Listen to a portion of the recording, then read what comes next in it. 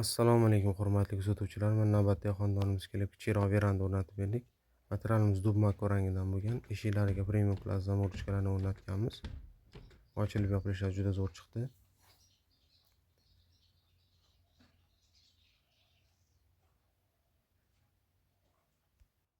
Navbatdagi xonadonimizga kelib homillarga bitta eshik o'rnatib berdik. Eshigimizga high-tech fasondagi zamorочкаlarni o'rnatib berganmiz. Ochilib yopilishlari juda zo'r chiqdi. Eshigimiz pastki qismlariga akfa panellardan o'rnatib berganmiz. 3-manzilimizga kelib bu xonadonimizga kichikroq veranda o'rnatib berganmiz. Verandamiz oq alyumindan yasalgan, oynalari bir qavat oq. Eshigimizga premium klass zamorочкаlarni o'rnatib berganmiz. Ochilib yopilishlari juda zo'r chiqdi.